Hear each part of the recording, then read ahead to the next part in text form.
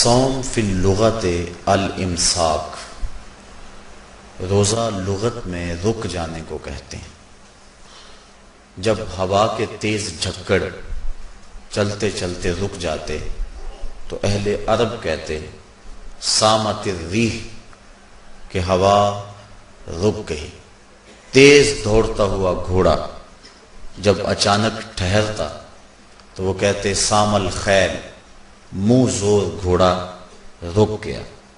تو روزے کو بھی روزہ اس لیے کہا جاتا ہے کہ نفس کا سرکش اور منہ زور گھوڑا رمضان میں رک جاتا ہے، اور جو اللہ کے حکموں کو ڈٹائی سے توڑتے ہیں رمضان میں ان کے سر بھی سجدوں میں دیکھیں۔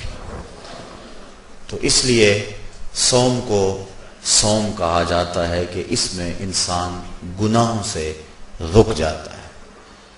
شریعت اسلامیہ میں طلوع فجر ثانی سے غروب آفتاب تک اکل و شرب اور جماع سے کستن رکے رہنے کو روزہ کہا جاتا ہے۔ روزے کی تاریخ کے حوالے سے علامہ اسماعیل حقی علیہ رحمہ تفسیر روح البیاں میں لکھتے ہیں کہ ملک تحمورس ثالث کے دور میں قحط پڑا۔ یہ حضرت آدم علیہ السلام کی اولاد سے تیسرا بادشاہ ہوا ہے۔ تو اس نے اپنی قوم کو حکم دیا کہ وہ ایک وقت کا کھانا کھائیں اور ایک وقت کا کھانا بچا کر قحط زدہ علاقوں میں بھیجیں تاکہ دکھیوں اور مجبوروں کی مدد ہو سکے۔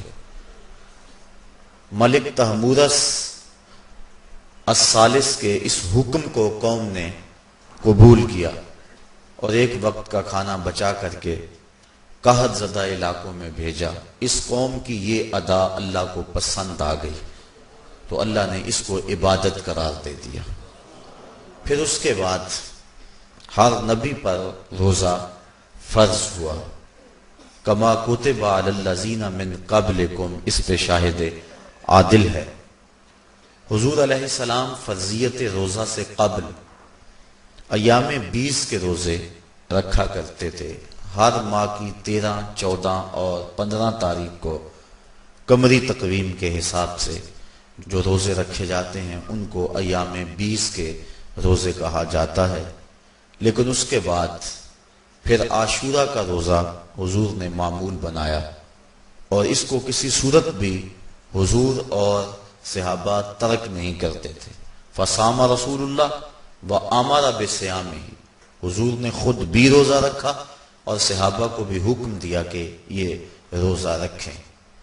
لیکن جب سن 2 ہجری کو واقعہ بدر سے 1 مہینہ قبل 17 شعبان المعظم کو جب روزہ فرض کیا گیا تو پھر حکم دے دیا گیا۔ حضرت عائشہ صدیقہ رضی اللہ تعالی عنہ سے روایت ہے کہ فرمایا اب جس کا جی چاہے عاشورے کا روزہ رکھے اور جس کا جی چاہے ترک کر دے، لیکن اس سے قبل وہ روزہ رکھنا امت پر ضروری تھا۔ اب ایام معدودہ یعنی گنتی کے دن، اور وہ 29 یا 30 دن ہیں، ان کے روزے امت پر فرض کر دیے گئے۔ سن 2 ہجری میں روزہ فرض ہوا۔ حضور نے 11 ہجری کو رمضان سے قبل ہی ربیع الاول شریف کے مہینے میں انتقال فرمایا۔